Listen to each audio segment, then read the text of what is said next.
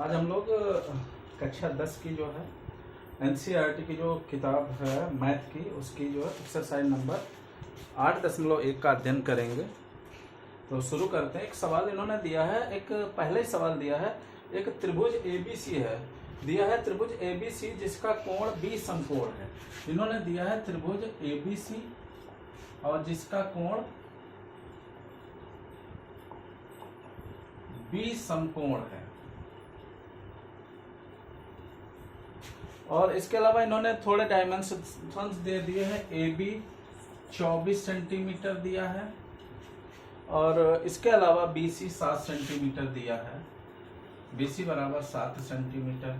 और इन्होंने कुछ निष्पत्तियां पूछी है। पहले में पूछा है कि साइन ए कास ए का मान ज्ञात करना है। दूसरे में जो इन्होंने पूछा है वो पूछा है कि साइन सी और कास सी का मान ज्ञात करना है।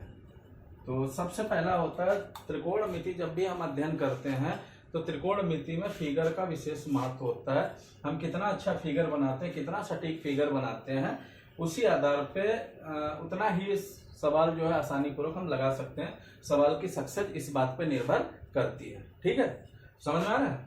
तो सबसे पहले एक हम समकोण त्रिभुज बनाते हैं। समकोण त्रिभुज यानी जिसका एक कोण 90 अंश होता है। हमने एक ये समकोण त्रिभुज बना लिया है और इसके बाद इसको आपस में मिला दिया ए, और उसने ये बोला है कि कोण बी समकोण है। तो ये समकोण इस प्रकार होता है। यहाँ पे बी, ये वाला बी हो गया, एक ए हो गया और एक सी हो गया। फिर देखो उसने क्या दिया था, डायमेंशंस ए बी 24 सेंटीमीटर, यानी ये 24 सेंटीमीटर है। और ये जो उसने बीसी जो दी है वो दी है 7 सेंटीमीटर। ठीक है, अब इसमें हमें देखो दो भुजाएं तो ज्ञात हैं, ए बी और बी सी, लेकिन हमें जो ए सी जो सबसे बड़ी भुजा है, जो जिसको हम समकोण त्रिभुज में 90 अंश के सामने जो सबसे बड़ी भुजा होती है उसे बोलते हैं कर्ण। शेष दो भुजाओं को हम लंब और आधार बोलते हैं। अब इन भुजाओं को हम ज्ञात करेंगे। कैसे ज्ञात करेंगे इसको हम, इसके लिए हमें एक थ्योरम होती है जिसे बोलते हैं त्रिभुज ए बी सी में एक थ्योरम होती है जिसे बोलते हैं पाइथागोरस की थ्योरम या पाइथागोरस प्रमेय। अब हम लोग पाइथागोरस प्रमेय का लेंगे सहारा। पाइथागोरस प्रमेय क्या कहती है कि सबसे बड़ी भुजा का वर्ग, समकोण त्रिभुज में सबसे बड़ी भुजा का वर्ग शेष दो भुजाओं के वर्गों के योग के बराबर होती है। ठीक है, तो इसमें सबसे बड़ी भुजा होती है कर्ण। कह सकते हैं कि कर्ण का वर्ग बराबर लंब का वर्ग प्लस आधार का वर्ग। ये होती पाइथागोरस प्रमेय। इसमें कर्ण क्या है, कर्ण है AC, यानी AC का वर्ग बराबर लंब 7 का वर्ग करने प्लस आधार 24 का वर्ग, या AC स्क्वायर बराबर हो गया हमारा 7 सती 49 और 24 का होता है 576। AC स्क्वायर हमारा आ गया, इन दोनों को जोड़ दिया 625, और ये 625 होता है 25 का वर्ग। 625 होता है 25 का वर्ग, या हम कह सकते हैं कि AC बराबर 25 सेंटीमीटर आ गई। ये भुजा हमें ज्ञात हो गई, ये भुजा हमारी हो गई 25 सेंटीमीटर। अब इसने पूछा है कि साइन ए बताओ, कास ए बताओ, साइन सी बताओ और कास सी बताओ। ठीक है, साइन ए हमने ये एक चीज ध्यान देना कि उसमें जैसे समकोण त्रिभुज में एक जो सबसे बड़ी भुजा है वो तो हो गई फिक्स, ये तो कर्ण है, इसमें कोई दो राय नहीं है, ये तो हर स्थिति में कर्ण ही रहनी है। ठीक है, शेष दो भुजाएं, एक लंब होगी एक आधार होगी। कौन लंब होगी कौन आधार होगी ये डिसाइड करने के लिए जैसे साइन ए ले लिया हमने। साइन ए, साइन क्या होता है, लंब बट्टे कर्ण। अब हमें यह देखना है साइन के लिए इसमें कौन सा लंब होगा और कौन सा कर्ण होगा।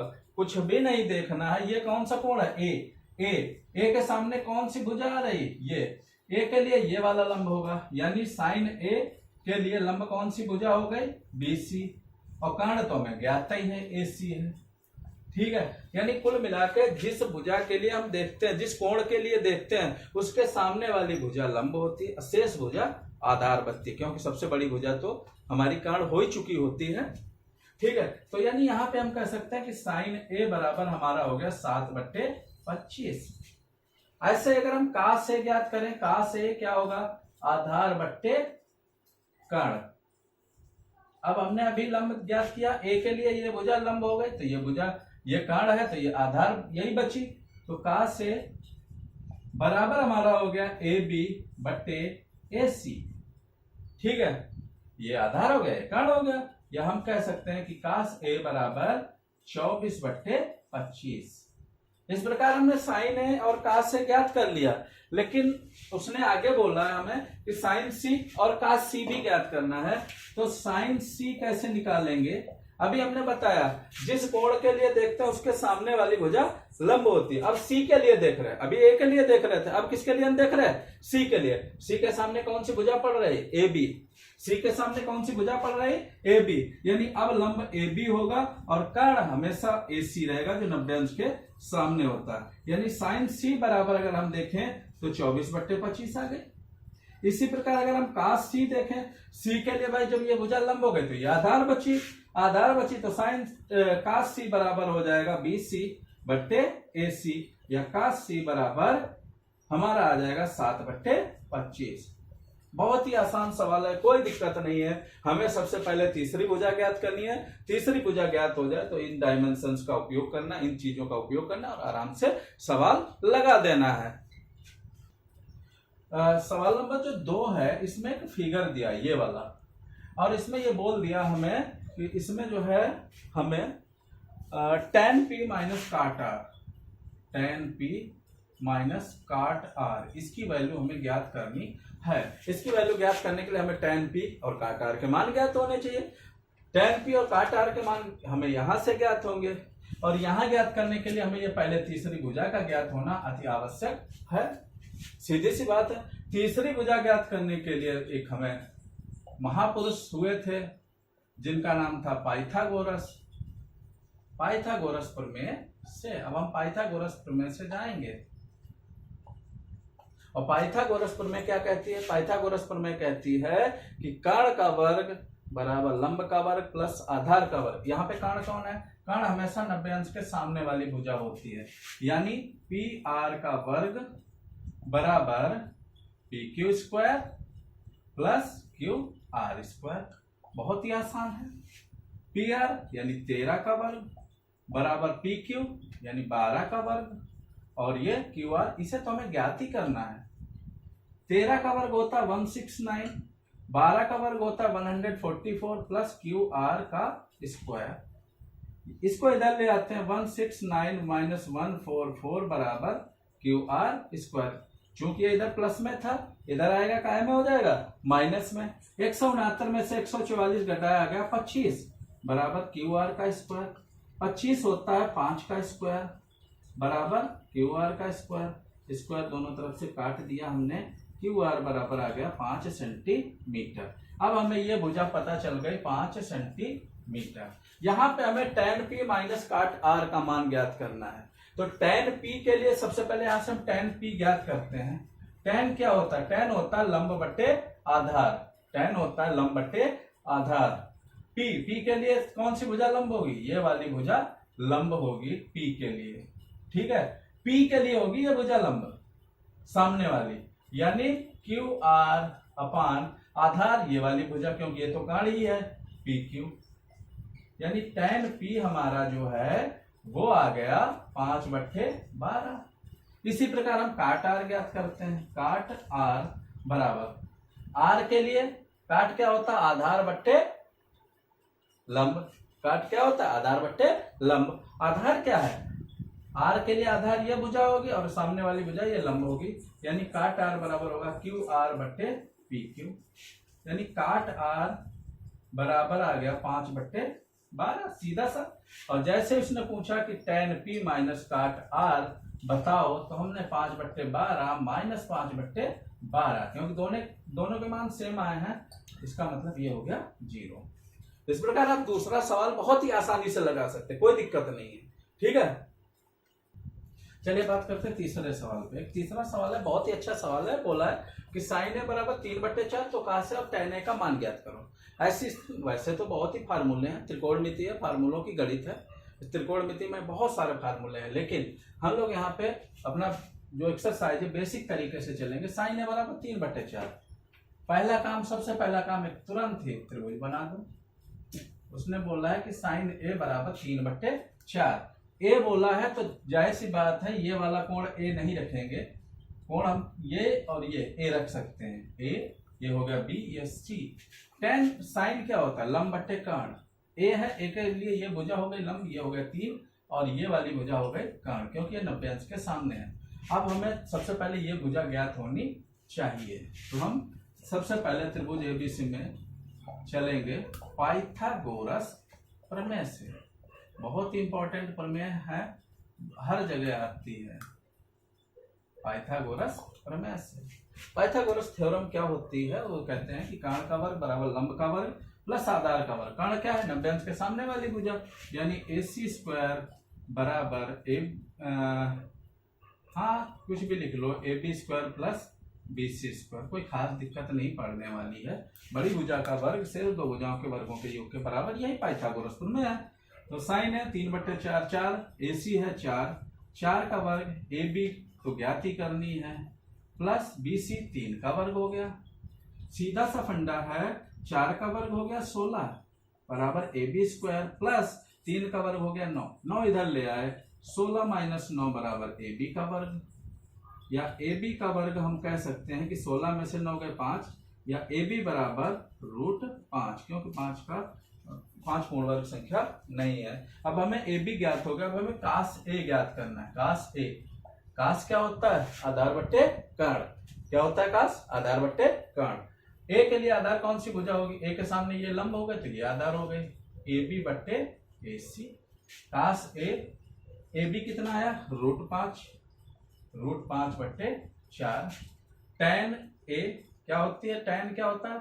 लंब बट्टे आधार। लंब क्या है? ए के लिए ये भुजा, आधार कौन सी? ये, यानी BC बट्टे AB, या टैन A बराबर हो जाएगा 3/√5। इस प्रकार आप लोग आगे भी सवाल लगा सकते हैं, बहुत ही आसान है। आगे बढ़ते हैं।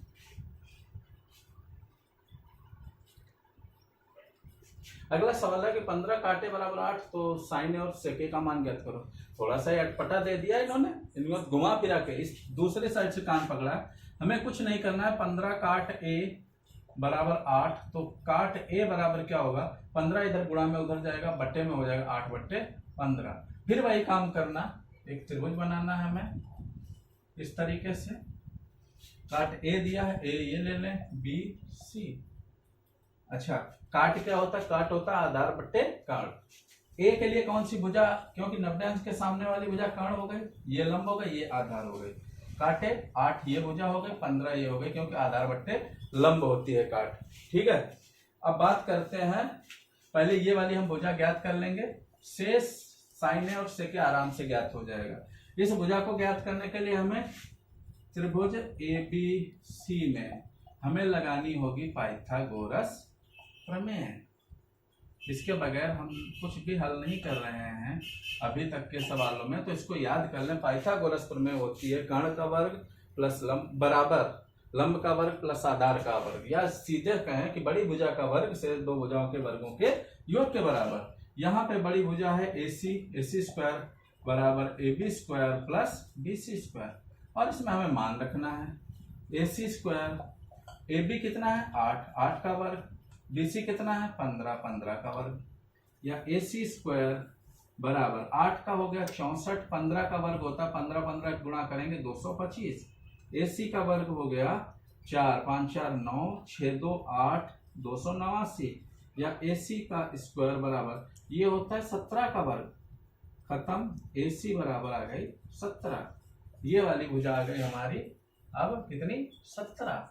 अब हम साइन ए और सेक ए का मान ज्ञात कर सकते हैं। अभी तक के सवालों के आधार पे आप लोग साइन ए का मान ज्ञात कर सकते हैं बहुत आसानी से। ए के लिए भुजा लंब यानी BC बट्टे AC, या साइन ए बराबर हमारा हो गया 15/17। इसी प्रकार सेक ए भी ज्ञात कर सकते हैं। सेक ए बराबर, सेक क्या होता है? कर्ण। कास का उल्टा सेक होता है, कास होता है आधार बट्टे कर्ण, तो सेक हो जाएगा कर्ण बट्टे आधार, यानी AC बट्टे AB, या सेक ए हम कह सकते हैं कि 17/8। ये आपका इस प्रकार आप आगे सवाल करेंगे।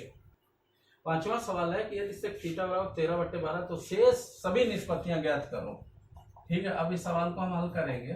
सबसे पहले फिर वही काम अभी तक हम जो 4 सवालों में किए हैं। सबसे पहला काम हम जो है एक समकोण त्रिभुज बनाएंगे, और तो हमने 3 भुजाएं ले ली, ए बी और सी, और किसी एक कोण को हमने इस कोण को थीटा मान लिया। हमने बोल दिया कि ये चलो ये कोण थीटा है।